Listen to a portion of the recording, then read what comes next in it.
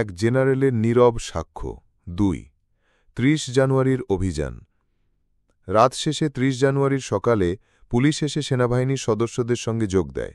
এরপর তারা ১২ নং সেকশনে যায় এবং বিভিন্ন পয়েন্টে সৈন্য মোতায়েন করে। উদ্দেশ্য ছিল পুলিশ বাড়িঘরে তল্লাশি করে চিহ্নিত লোকজনকে গ্রেফতার করবে এবং সেনাবাহিনী তাদের সহায়তা করবে। সে অনুযায়ী কয়েকটি বাড়িতে তল্লাশি করা হয় এবং কয়েকজনকে আটকও করা হয়। সকালবেলায় আমি লে সেলিমকে নিয়ে সোহরাওয়ার্দী উদ্যান থেকে ১২ নং সেকশনে যাই। আমি সেকশনের মাঝামাঝি একটি উঁচু জায়গায় ক্যাপ্টেন হেলাল মোর্শেদের সঙ্গে দাঁড়িয়ে প্রায় ঘণ্টাখানে কথাবার্তা বলি। লে সেলিমও তখন আমার সঙ্গেই ছিলেন। এর মধ্যে সৈনিকদের খাবার নিয়ে ট্রাকও এসে পৌঁছে। এরপর আমি সোহরাওয়ার্দী উদ্যানে আমার ক্যাম্পের দিকে রওনা হই। লে সেলিম মোর্শেদের সঙ্গে থেকে যান। আমি ফিরে আসার আধ ঘণ্টা পর আনুমানিক ১১টার দিকে চতুর্দিকের বিভিন্ন বাড়িঘর থেকে অতর্কিতে একযোগে মোর্শেদের নেতৃত্বাধীন সৈন্য ও পুলিশের ওপর বিহারীরা স্বয়ংক্রিয় অস্ত্রশস্ত্র, হ্যান্ড গ্রেনেড ইত্যাদি নিয়ে প্রচণ্ড আক্রমণ চালায়। এই অতর্কিত আক্রমণের জন্য পুলিশ ও সেনাবাহিনী মোটেই প্রস্তুত ছিল না। ফলে চারদিকে প্রচণ্ড আক্রমণের মাঝে পড়ে পুলিশ ও সৈনিকরা হতাহত হয়। তারা পাল্টা আক্রমণের তেমন কোনো সুযোগই পায়নি। লে সেলিম, সুবেদার মোমেন, নায়েক তাজুল সহ অনেকে ঘটনাস্থলেই নিহত হন। কোম্পানি কমান্ডার হেলাল মোর্শেদ আহত হন। তার কাঁধে গুলি লাগে। আহত অবস্থায় সৈনিকরা পাল্টা আক্রমণের চেষ্টা করে। এদিকে 11.5 নং সেকশনে অবস্থান নেওয়া হাবিলদার বার্কির প্ল্যাটুনের সৈনিকদের উপরও বিহারীরা আক্রমণ চালায়, কিন্তু তারা সে আক্রমণ প্রতিহত করে এবং বিহারীদের অনেকে হতাহত হয়। বিহারীরা পুলিশ ফাঁড়ি দখল করতে ব্যর্থ হয় এবং পিছু হটে যায়। ওই ফাঁড়িতে ১০-১২ জন পুলিশও ছিল। সেখানে আমাদের কোনো সৈন্য বা পুলিশ হতাহত হয়নি। এই আক্রমণের খবর শুনেই আমি আমার অধীনস্থ তৎকালীন মেজর মতিউর রহমানের নেতৃত্বাধীন বি কোম্পানি নিয়ে ১২ নং সেকশনের উল্টো দিকে টেলিফোন এক্সচেঞ্জের কাছে অবস্থান নিই। সেখানে গিয়েই আমি প্রথমে ১২ নং সেকশনের ভেতরে আটকে পড়া সৈনিকদের সঙ্গে যোগাযোগ স্থাপনের চেষ্টা করি, কিন্তু তাদের সঙ্গে যোগাযোগ স্থাপনে ব্যর্থ হই। এরপর মিরপুর এক্সচেঞ্জ থেকে 11.5 নং সেকশনে অবস্থিত পুলিশ ফাঁড়িতে ফোন করে হাবিলদার বার্কির সঙ্গে যোগাযোগ স্থাপন করি। তখনও তার ওপর এবং আমাদের অবস্থান মিরপুর টেলিফোন এক্সচেঞ্জের দিকে লক্ষ্য করে বিহারীরা গুলি ছড়ছিল। গোলাগুলির মধ্যে হাবিলদার বার্কি আমাকে বিস্তারিত জানালো এবং বলল বিহারীরা তাদের দিকে অগ্রসর হওয়ার চেষ্টা করছে। আমি তাকে ওই অবস্থানেই থাকতে আদেশ দেই। এর পরপরই বিকেল ৪টের দিকে আমরা টেলিফোন এক্সচেঞ্জের ওপর এবং কাছাকাছি এলাকা থেকে ১২ নং সেকশনের ওপর ভারী অস্ত্রশস্ত্র, মেশিনগান ইত্যাদি নিয়ে আক্রমণ চালাই। সন্ধ্যার পর যখন সশস্ত্র বিহারীরা বার্কির অবস্থানের দিকে আবার অগ্রসর হচ্ছিল, তখন ৮১ মিলিমিটার মোটারের গোলা নিক্ষেপ করি। আধ ঘণ্টা এভাবে চালার পর বিহারীদের গোলাগুলি বন্ধ হয়ে যায়। রাতে বার্কিকে তার সৈনিকদের নিয়ে সেখানেই থাকতে আদেশ দেই। রাত বাড়ার সঙ্গে সঙ্গে বিহারীরা আবার থেমে থেমে আমাদের লক্ষ্য করে গুলিবর্ষণ শুরু করে এবং বার্কির প্লাটুনের অবস্থান দখল করতে চেষ্টা করে। পরদিন সকালে সোহরাওয়ার্দী উদ্যান থেকে আরও ভারী অস্ত্রশস্ত্র সহ আমার পুরো ব্যাটালিয়ন ২য় ইস্ট বেঙ্গলকে মিরপুরে নিয়ে আসি। সৈনিকদের চারদিকে সতর্কতার সঙ্গে মোতায়েন করার পর ১২ নং সেকশনে যাই। ২জন ভারতীয় সিনিয়র সেনা অফিসারও আমার সঙ্গে যান। ১২ নং সেকশনে গিয়ে একটি খোলা জায়গায় বিহারীদের বেশ কিছু মৃতদেহ দেখতে পাই। মৃতদেহগুলো একটা শামিয়ানার নিচে সারিবদ্ধভাবে রাখা ছিল এবং বেশ কিছু মহিলা, যাদের বেশিরভাগ বৃদ্ধা, পাশে বসে কোরআন তেলাওয়াত করছিলেন। আমি তাদেরকে পুরুষ লোকজন এবং অস্ত্রশস্ত্র সম্পর্কে জিজ্ঞাসা করলাম। তারা কিছু জানেন না বলে জানান। ওই দিন পুরো ১২ নং সেকশনে কোনো পুরুষ লোক ছিল না। রাতেই এরা এলাকা ছেড়ে পালিয়ে যায়। ওই সময় আমাদের কোনো সৈনিকের মৃতদেহ দেখতে পাইনি। পরিস্থিতির কারণে তাৎক্ষণিকভাবে ভেতরের দিকে খোঁজাখুঁজি করা সম্ভব হয়নি। ক্যাপ্টেন হেলাল মোর্শেদ সহ আহতরা আগের রাতেই তাদের অবস্থান থেকে বেরিয়ে আসতে সক্ষম হয়। তাদেরকে ঢাকা মেডিকেল কলেজ হাসপাতালে ভর্তি করা হয়। তখন পর্যন্ত সামরিক হাসপাতাল বা সিএমএইচ কাজকর্ম শুরু করেনি। ওই দিন সকালেই তৎকালীন কর্নেল শফিউল্লাহ ও খালে মোশাররফ মিরপুর আসেন। আমরা আলোচনা করে ঠিক করি যে পুরো মিরপুর তথা ১ নং সেকশন থেকে পর্যায়ক্রমে ১২ নং সেকশন পর্যন্ত অস্ত্রমুক্ত করতে হলে আরও সৈন্য প্রয়োজন। এ পরিপ্রেক্ষিতেই ৪র্থ ইস্টবেঙ্গল রেজিমেন্ট, যারা কদিন আগে ঢাকায় এসে পৌঁছেছে, তাদেরকেও মিরপুরে নিয়ে আসা হয়। ৪র্থ বেঙ্গলকে ১, ২ ও ৬ নং সেকশনের দায়িত্ব দেওয়া হয়। আর আমার দ্বিতীয় বেঙ্গলকে দায়িত্ব দেওয়া হয় 10, 11 ও 12 নং সেকশনের। আমাদের দায়িত্ব ছিল অস্ত্র উদ্ধার ও পাকিস্তান বাহিনীর সহযোগীদের গ্রেফতার করা। প্রতিদিন সকালে সৈন্য মোতায়েন করে কারফিউ জারি করে সেকশনের লোকজনকে উন্মুক্ত স্থানে আসার জন্য এবং যার কাছে যেরকম অস্ত্র আছে তা নির্দিষ্ট স্থানে জমা করার জন্য বলা হতো।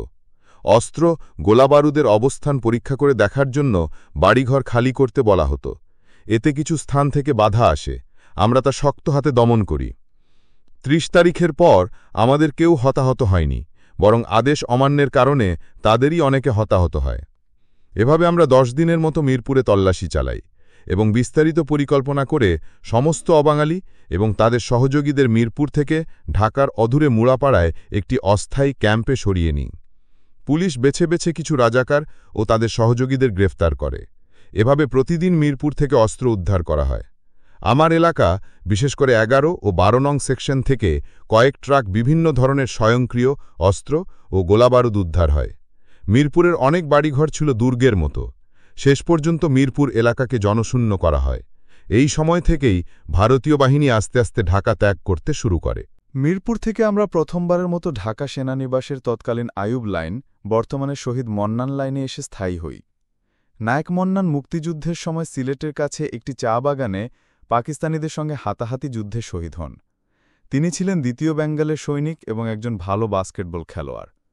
72-এ জেনারেল আইয়ুব খানের নামানুসারে দেওয়া আইয়ুব লাইনের নাম পরিবর্তন করে এই বীর সৈনিকের নামে ওই লাইনের নামকরণ করা হয়। সেনানিবাসে এসে মিরপুরে 30 জানুয়ারির হতাহতদের ব্যাপারে বিস্তারিত অনুসন্ধান শুরু করি। সেদিন বিহারীদের আক্রমণের মুখে বেঁচে যাওয়া সেনা সদস্যদের কাছ থেকে ঘটনার আদ্যপ্রান্ত শুনি।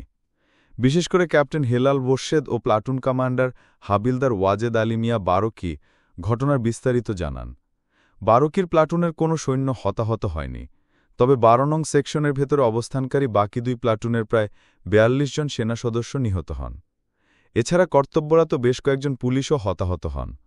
নিহত সেনা সদস্যদের মধ্যে উল্লেখযোগ্য ছিলেন second lieutenant SM Kamrul Hasan Selim, Subedar Abdul Momin, Havildar ওয়ালি উল্লাহ, হানিফ, নায়েক হাফিজ, তাজুল হক প্রমুখ। এছাড়া ক্যাপ্টেন মোর্শেদ ও নায়েক আমির হোসেন সহ কয়েকজন আহত হন। নিহতদের মধ্যে লেফটেন্যান্ট সেলিম সহ মাত্র কয়েকজনের মৃতদেহ দিন দুয়েক পর পাওয়া যায়। পুরো এলাকা জনশূন্য করার পরও বাকিদের মৃতদেহ পাওয়া যায়নি। 30 জানুয়ারি রাতেই সম্ভবত বিহারীরা সেগুলো সরিয়ে ফেলে। প্রসঙ্গ: জহির রায়হান। এদিকে 31 জানুয়ারি থেকে পত্রপত্রিকায় সাংবাদিক ও চলচ্চিত্র পরিচালক জহির রায়হানের নিখোঁজ হওয়ার খবর বের হতে থাকে। কিছু লোক, সম্ভবত তার আত্মীয়স্বজন ও বন্ধুবান্ধব, মিরপুরে এসে তার সম্পর্কে খোঁজখবর নেওয়ার চেষ্টা করেন। তখন আমি তাকে নামে চিনতাম না বা তার সম্পর্কে বিশেষ জানতাম না। এরই মধ্যে একদিন একজন পুলিশ কর্মকর্তা, যার নাম আজ মনে নেই, সেনানিবাসে 2য় বেঙ্গল রেজিমেন্টে আমার সঙ্গে দেখা করতে আসেন। তিনি জহির রায়হানের ছবিও নিয়ে আসেন। তিনি সৈন্যদের সঙ্গে এ ব্যাপারে কথা বলার জন্য আমার অনুমতি চান। বিস্তারিত আলাপের পর আমি ওই দিন মিরপুরে উপস্থিত সৈন্যদের কয়েকজনের সঙ্গে তার কথা বলার ব্যবস্থা করে দিই। সৈন্য সদস্যদের সঙ্গে কথা বলে তিনি আবার আমার অফিসে আসেন। আলাপে তিনি আমাকে জানান, আপনাদের সঙ্গে কথাবার্তা এবং আমাদের তদন্তে মনে হচ্ছে জহির রায়হান সৈন্য ও পুলিশের সঙ্গে গুলি বিনিময়ের সময় বিহারীদের গুলিতেই নিহত হয়েছেন। অবশ্য এর আগেই আমরা যখন নিজেদের সদস্যদের হতাহতের খোঁজখবর তথা প্রাথমিক তদন্ত শুরু করি, তখন সৈন্যদের সঙ্গে একজন বাঙালি বেসামরিক লোক নিহত হয় বলে তথ্য বেরিয়ে আসে। ঘটনা বিশ্লেষণে বোঝা যায় যে তিনিই ছিলেন জহির রায়হান। জহির রায়হানের মিরপুর যাওয়া নিয়ে অনেক ধরনের কথা প্রচলিত আছে, তবে এটা সত্যি যে তিনি তার ভাই শহীদুল্লাহ কায়সারের খোঁজেই মিরপুর যান। ভোরবেলায় তিনি মিরপুরে গেলে সৈন্যরা তাকে ভেতরে যেতে বাধা দেয়। পরে সৈন্যরা তাকে 2 নং সেকশনে কোম্পানি অধিনায়ক ক্যাপ্টেন হেলাল মোর্শেদের কাছে নিয়ে যায়। ক্যাপ্টেন মোর্শেদ তখন পুলিশ ও তার প্লাটুন কমান্ডারদের নিয়ে সমন্বয় সভায় ব্যস্ত। ক্যাপ্টেন মোর্শেদকে তার আসার উদ্দেশ্য জানানোর পর তিনি দূর থেকে সংশ্লিষ্ট সেনা সদস্যকে বলেন যে ঠিক আছে, তিনি পুলিশের সঙ্গে ভেতরে যেতে পারেন। এই বলে ক্যাপ্টেন মোর্শেদ তার কাজে ব্যস্ত হয়ে পড়েন। প্রাথমিক তদন্তের সময় 11.5 নং সেকশনে মোতায়েন সৈন্যরা কয়েকজন জানান, সকাল 9:30-10টার দিকে তারা হালকা পাতলা গড়নের একজন বেসামরিক লোককে 11.5 ও 12 নং সেকশনের মাঝামাঝি রাস্তায় একা একা হাঁটতে দেখেন। এছাড়া জহির রায়হানের ছবি দেখার পর সৈন্যরা কয়েকজন ওইরকম গড়নের একজনকে সেখানে দেখেছেন বলেও জানান। 11টার দিকে বিহারিরা সৈন্যদের উপর আক্রমণ করে। অতর্কিত সেই আক্রমণে সৈন্যদের সঙ্গে তিনিও নিহত হন। তবে ঠিক কোন জায়গায় তিনি নিহত হন তখন তা সঠিক কেউ বলতে পারেনি। ৪২ জন সেনা সদস্যের মধ্যে ৩-৪ জনের মৃতদেহ পাওয়া যায়। জহির রায়হান সহ বাকি কারোই মৃতদেহ পাওয়া যায়নি। ৩০শে জানুয়ারি রাতেই সম্ভবত বিহারিরা সেগুলো সরিয়ে ফেলে। পিলখানায় সংঘর্ষ। মিরপুরের ঘটনার খুব সম্ভব ১ বা ২ দিন পর আজিমপুরে অবস্থিত তৎকালীন ইপিআর, বর্তমান বিডিআরের সদর দপ্তরে দারুণ অসন্তোষ ও বিশৃঙ্খলা দেখা দেয়। তৎকালীন ইপিআরের সঙ্গে মুক্তিযুদ্ধকালীন অনিয়মিত বাহিনী যেমন টাঙ্গাইলের কাদেরিয়া বাহিনী, মুজিব বাহিনী এবং অন্যান্য কিছু অনিয়মিত মুক্তিযোদ্ধাদের সমন্বয়ে একটি জাতীয় মিলিশিয়া বাহিনী গঠনের জন্য এদের সবাইকে পিলখানায় জড়ো করা হয়েছিল। তৎকালীন অবসরপ্রাপ্ত ক্যাপ্টেন ও আগরতলা মামলার অন্যতম আসামি নুরুজ্জামান এই বাহিনী গঠনের দায়িত্ব দেওয়া হয়। ক্যাপ্টেন নুরুজ্জামান ১৯৬৯ সালে আগরতলা ষড়যন্ত্র মামলায় আসামি হয়ে সেনাবাহিনী থেকে অবসর পান। পরে তিনি ব্যবসায় জড়িয়ে পড়েন। স্বাধীনতা যুদ্ধ শুরু হলে এপ্রিল মাসে তিনি একবার সিলেটের তেলিয়াপাড়া সীমান্তে ২য় ইস্টবেঙ্গল রেজিমেন্টে এসে মেজর শফিউল্লাহর সঙ্গে দেখা করেন। ২ মাস পর জুন মাসে তিনি আগরতলায় যান এবং ভারতের হেজামারা নামক জায়গায় মেজর শফিউল্লাহর অধীনে ৩ নং সেক্টরে যোগ দেন। স্বাধীনতা যুদ্ধের শেষ দিকে মেজর শফিউল্লাহকে যখন এসফোর্সের কমান্ডার নিয়োগ করা হয় তখন নুরুজ্জামানকে ৩ নং সেক্টরের অধিনায়কের দায়িত্ব দেওয়া হয়। নুরুজ্জামানের নেতৃত্বে ১৯৭২ সালে জাতীয় মিলিশিয়া বাহিনী গঠন করার পরিকল্পনা নেওয়া হয়। ঘটনার দিন পিলখানায় তিনি যখন সমবেতদের উদ্দেশ্যে বক্তৃতা করছিলেন তখন সাবেক ইপিআরের সৈন্যগণ মিলিশিয়া বাহিনী গঠনের পদ্ধতি ও অন্যান্য বিষয় নিয়ে প্রশ্ন তোলেন এবং এক পর্যায়ে সেখানে সংঘর্ষ বেঁধে যায়। এতে নুরুজ্জামান গুরুতরভাবে আহত হন এবং তাকে ঢাকা মেডিকেল কলেজ হাসপাতালে স্থানান্তর করা হয়। পরিস্থিতি এতই খারাপ হয় যে মোহাম্মদপুরে অবস্থিত তৎকালীন মেজর জিয়াউদ্দিন, পরে লেফট কর্নেল ও সর্বহারা রাজনীতির সঙ্গে জড়িত এর অধীনস্থ প্রথম ইস্টবেঙ্গল রেজিমেন্ট এসে পিলখানার আশপাশে অবস্থান নেয়। পরে প্রধানমন্ত্রী শেখ মুজিব সশরীরে সেখানে যান এবং তার হস্তক্ষেপে পরিস্থিতি নিয়ন্ত্রণে আসে। এরপর তিনি বিডিআরকে নিয়ে জাতীয় মিলিশিয়া বাহিনী গঠনের পরিকল্পনা পরিত্যাগ করেন। সাবেক ইপিআরকে তাদের আগের অবস্থাতেই রাখা হয় এবং নাম পরিবর্তন করে বিডিআর বা বাংলাদেশ রাইফেলস করা হয়। পুলিশের জনৈক এসপি মুজিবুর রহমান কিছুদিনের জন্য এর ভারপ্রাপ্ত প্রধান ছিলেন। পরে তৎকালীন ব্রিগেডিয়ার সিআর দত্তকে বিডিআরের নিয়মিত মহাপরিচালক করা হয়। এখানে ইস্ট পাকিস্তান রাইফেলস বা ইপিআর সম্পর্কে কিছু কথা বলা দরকার।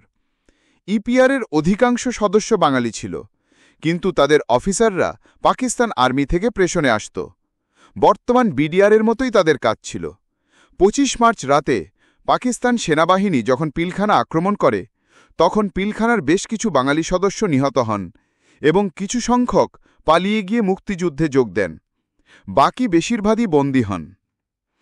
যারা সীমান্ত এলাকায় এবং জেলা হেডকোয়ার্টারে ছিলেন তাদের বেশিরভাগই সরাসরি নিয়মিত বাহিনী হিসেবে মুক্তিযুদ্ধে যোগ দেন। তাদের অবদান ছিল প্রশংসনীয়।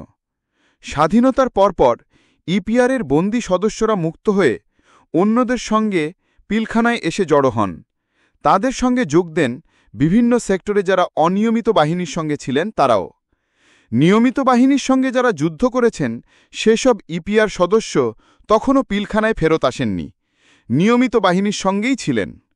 ওই দিন পিলখানায় যখন ইপিআর বিলুপ্ত করে অন্যান্য অনিয়মিত বাহিনীর সদস্যদের সমন্বয়ে জাতীয় মিলিশিয়া গঠনের প্রক্রিয়া শুরু হয় তখন পিলখানায় অবস্থিত এসব সাবেক ইপিআরের সদস্যরা উত্তেজিত হয়ে পড়েন এবং বিশৃঙ্খলা সৃষ্টি করেন।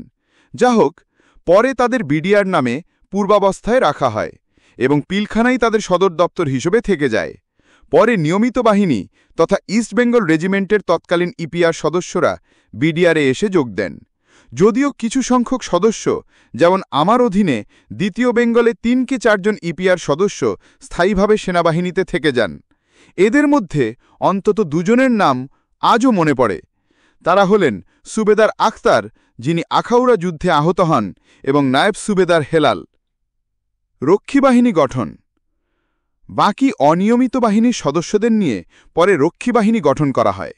এদের বেশিরভাগই ছিল কাদেরিয়া বাহিনী ও মুজিব বাহিনীর সদস্য। ক্যাপ্টেন নুরুজ্জামানকে তাদের প্রধান করা হয়। রক্ষী বাহিনীর সদর দপ্তর করা হয় শেরেবাংলা নগরে। ওই বাহিনীর পোশাক ছিল ভারতীয় বাহিনীর তৎকালীন পোশাকের মতো জলপাই রঙের। তাদের অধিনায়কদের লিডার বলা হতো।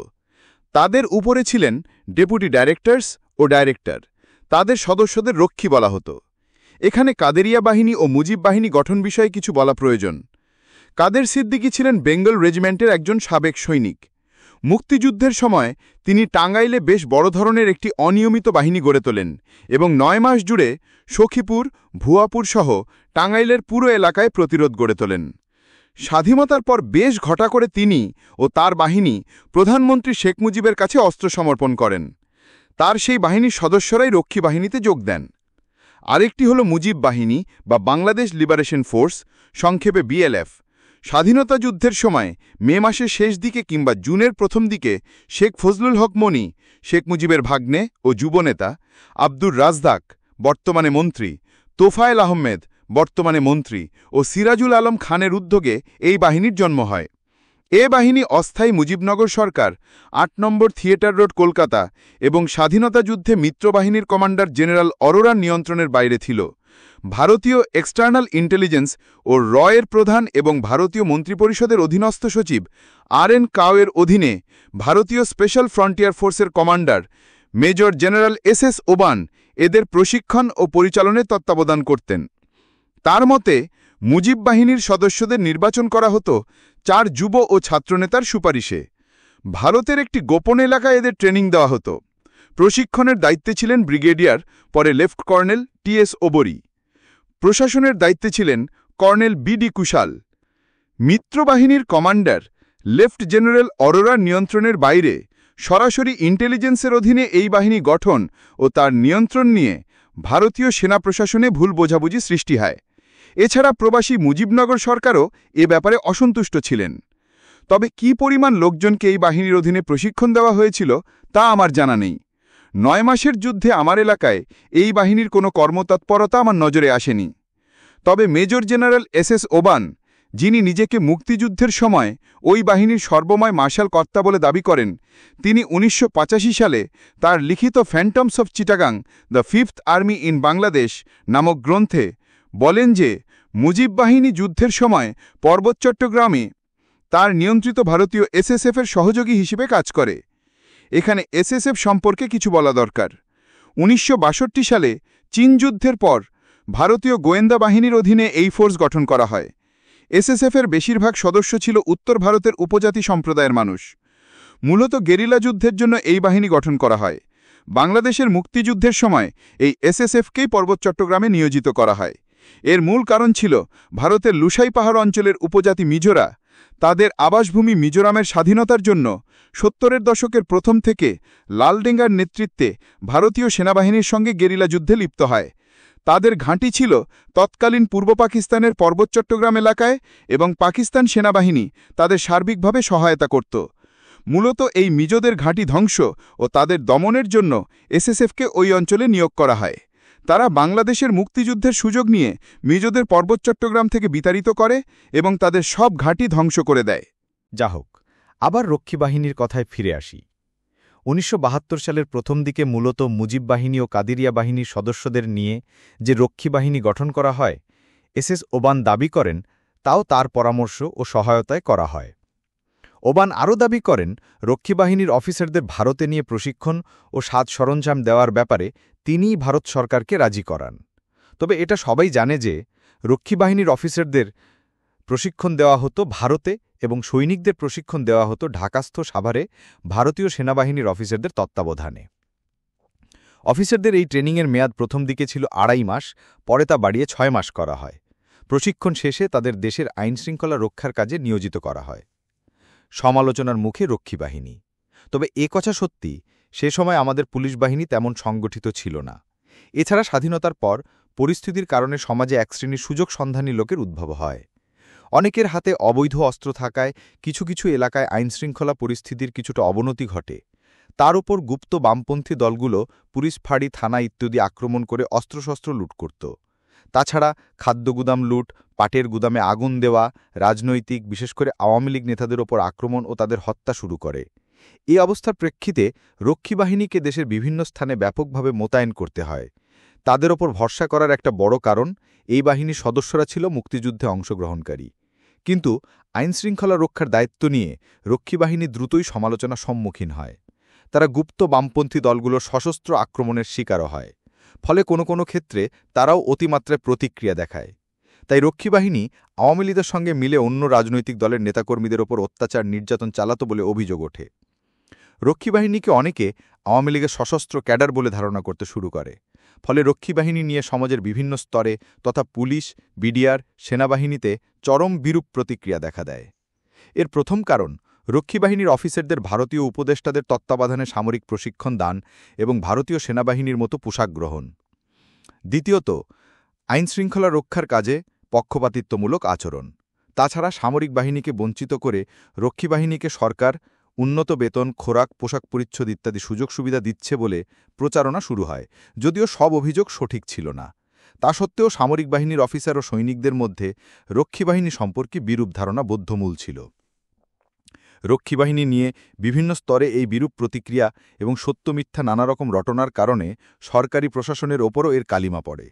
দেশে বিদেশে বিভিন্ন পত্রপত্রিকায় তাদের কার্যকলাপের নানারকম সমালোচনা ও সময়ে সময়ে অতিরঞ্জিত খবর ইত্যাদি বের হতে থাকে। এতে করে জনগণের মনে রক্ষী বাহিনীর বিশ্বাসযোগ্যতা দ্রুত অবনতি ঘটে এবং তাদের ইমেজ ক্ষুণ্ণ হয়। এই অবস্থা প্রধানমন্ত্রী শেখ মুজিবের জনপ্রিয়তায়ও চির ধরায়। ব্যক্তিগতভাবে আমি মনে করি, পুনর্বাসন ও আইনশৃঙ্খলার দৃষ্টিকোণ থেকে মুক্তিযোদ্ধাদের নিয়ে একটা সদ্য স্বাধীন দেশে আধা সামরিক কিংবা অন্য কোনো আইনশৃঙ্খলা রক্ষাকারী সংস্থা গঠন করা অস্বাভাবিক কিছু নয়।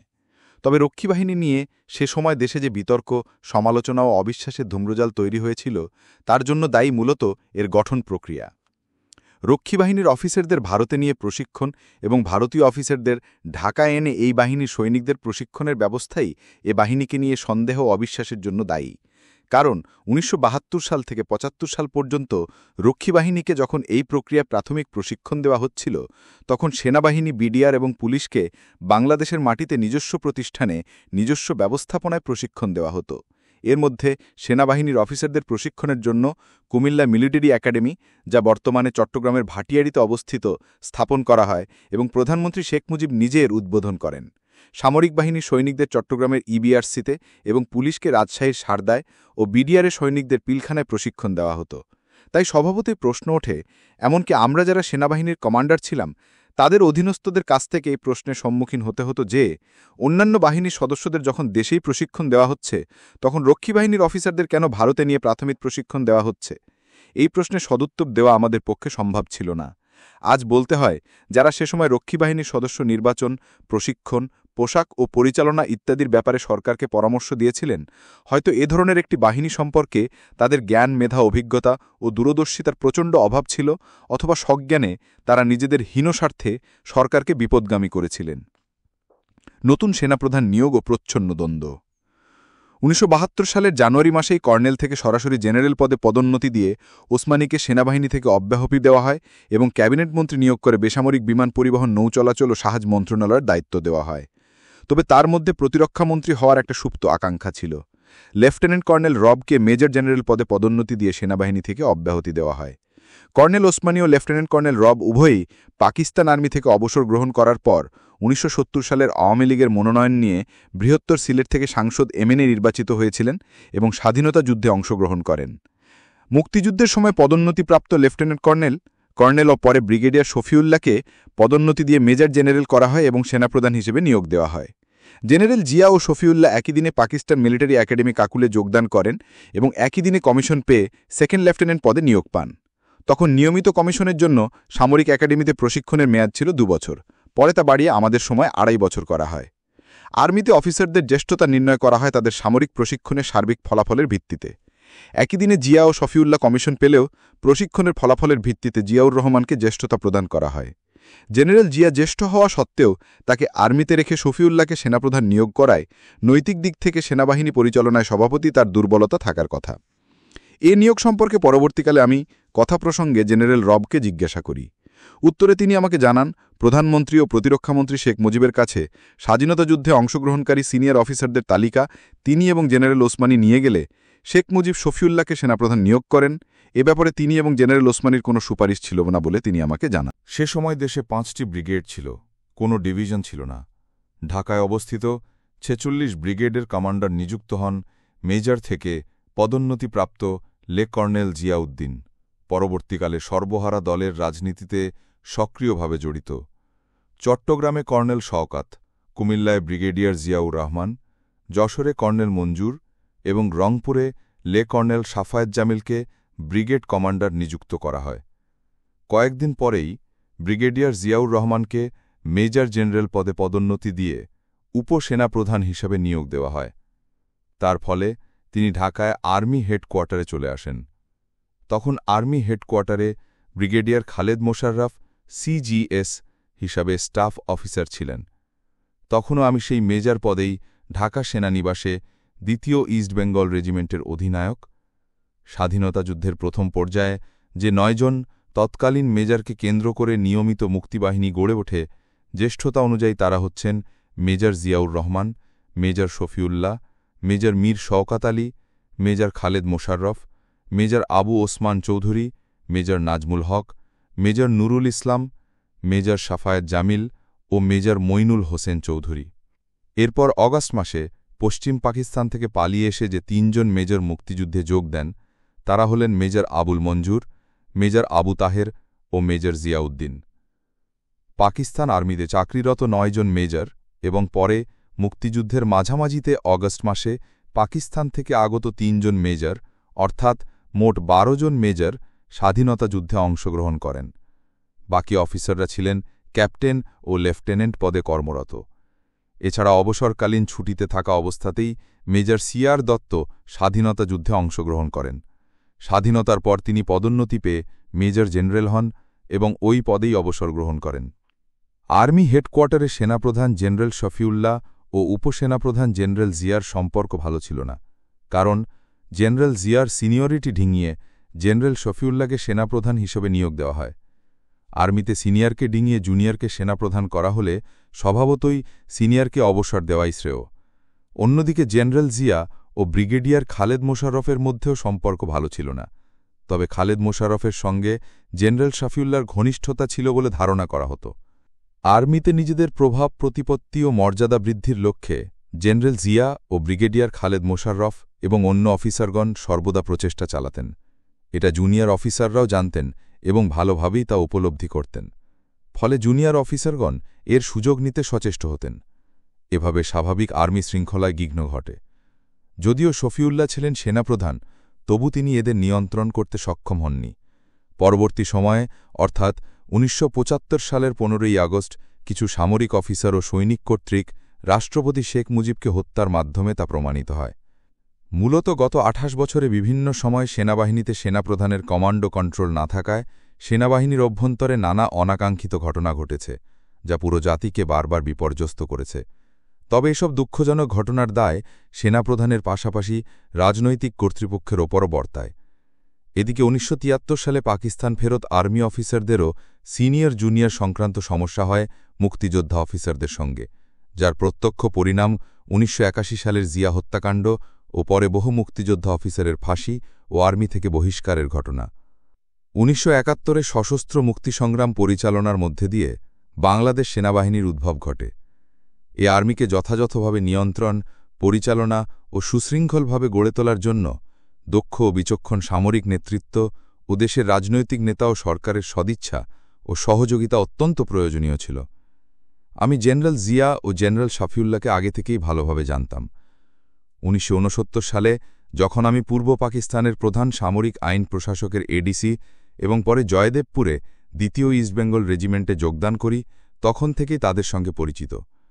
তাছাড়া আমি স্বাধীনতা যুদ্ধের সময় শফিউল্লাহর এস ফোর্সের অধীনে ২য় ইস্টবেঙ্গল রেজিমেন্টের অধিনায়ক ছিলাম।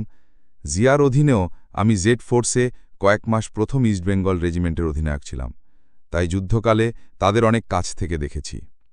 শফিউল্লাহর জিয়ারে প্রভাব বিস্তারের দ্বন্দ্ব চলাকালীন সিনিয়র অফিসারদের মধ্যে শওকাত, তাহের, জিয়া উদ্দিন ও মঞ্জুর প্রত্যক্ষ ও পরোক্ষভাবে জিয়াকে সমর্থন দিতেন।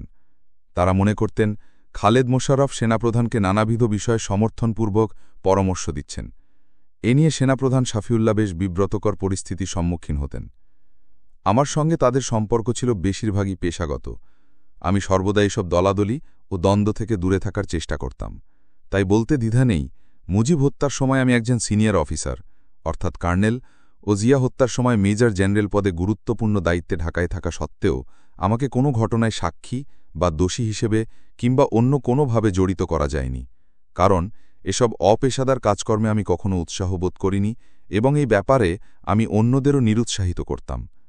আরেকটা বিষয় এখানে প্রণিধানযোগ্য, কোনো ঊর্ধ্বতন সামরিক অফিসার রাজনৈতিক নেতাদের সঙ্গে ঘনিষ্ঠ যোগাযোগ রাখতেন, যার পরিণতিতে জুনিয়র অফিসারগণও রাজনৈতিক নেতাদের মাধ্যমে আর্মিতে সুযোগ সুবিধা লাভের জন্য উৎসাহিত ও প্রভাবিত হতেন, যা সামরিক পেশা ও শৃঙ্খলার জন্য অত্যন্ত ক্ষতিকর।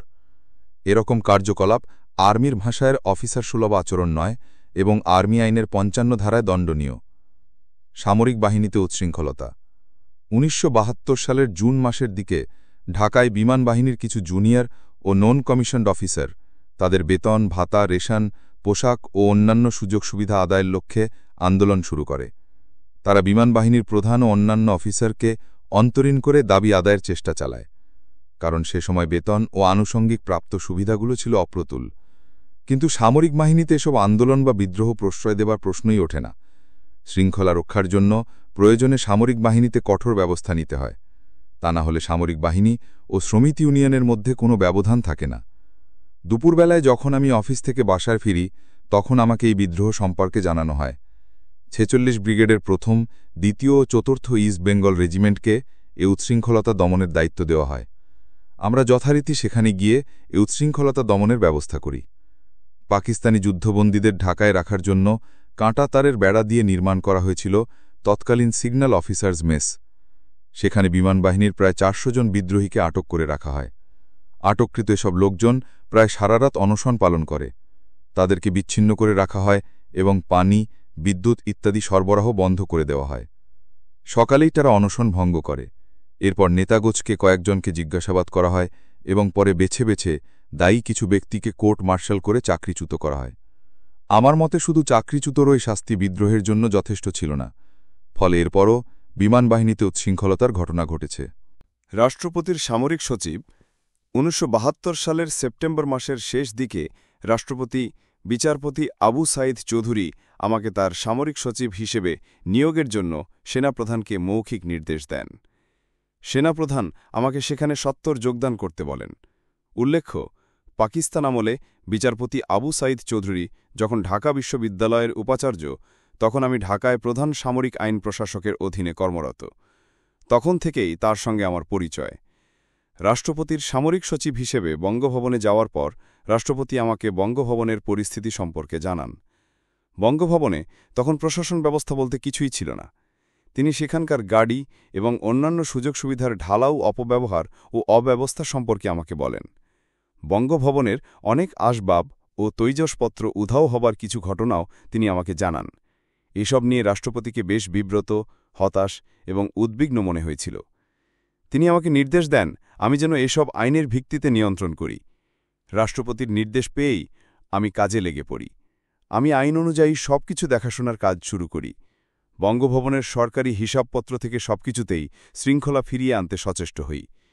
হিসাবপত্র নিতে গিয়ে আমি লক্ষ্য করি অনেক মূল্যবান আসবাবপত্র, এমনকি বাসনকোসনও পাওয়া যাচ্ছিল না।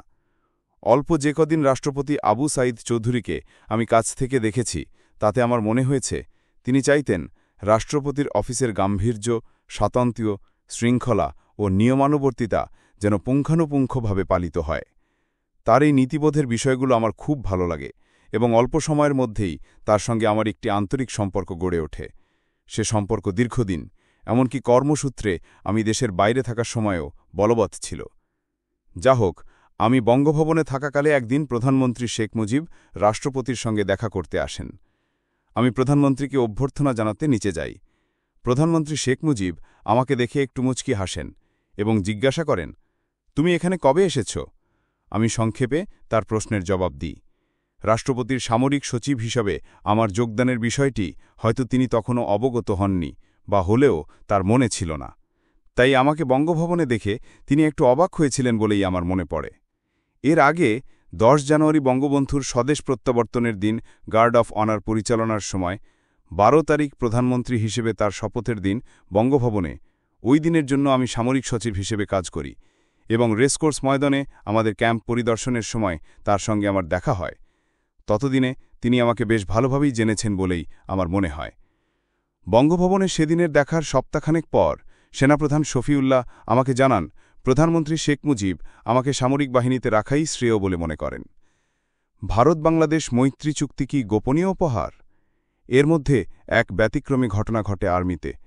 ঢাকা ব্রিগেডের কমান্ডার লেফটেন্যান্ট কর্নেল জিয়াউদ্দিন সাপ্তাহিক হলিডে পত্রিকায় ১৯৭২ সালের শেষ দিকে নিজের নামে হিডেন প্রাইজ শিরোনামে একটি প্রবন্ধ লেখেন।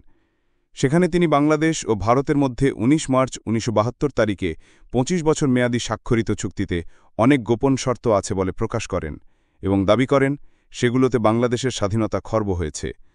ওই প্রবন্ধের এক জায়গায় তিনি লেখেন, "We got independence without Sheikh Mujib and if necessary, we will defend it without him." সে লেখায় তিনি ওই চুক্তি বাতিলেরও দাবি করেন। এখনও আমার মনে আছে ভারত-বাংলাদেশ মৈত্রী চুক্তি সম্পর্কে জিয়াউদ্দিনের লিখিত এই প্রবন্ধের বিপরীতে তখন কোনো সরকারি বক্তব্য রাখা হয়নি। চাকরিরত একজন সামরিক অফিসার ঢাকা ব্রিগেডের কমান্ডারের মতো গুরুত্বপূর্ণ পদে থাকা অবস্থায় স্বনামে প্রবন্ধ লেখায় তা দেশে আলোড়ন সৃষ্টি করে। ওই প্রবন্ধ লেখার পর তিনি তার অধীনস্থ অফিসারদের এ সম্পর্কে খোলাখুলিভাবে বলে উত্তেজিত করতেন। ফলে ৪৬ ব্রিগেড তখন সরাসরি কঠোর সরকারি সমালোচনায় মুখর।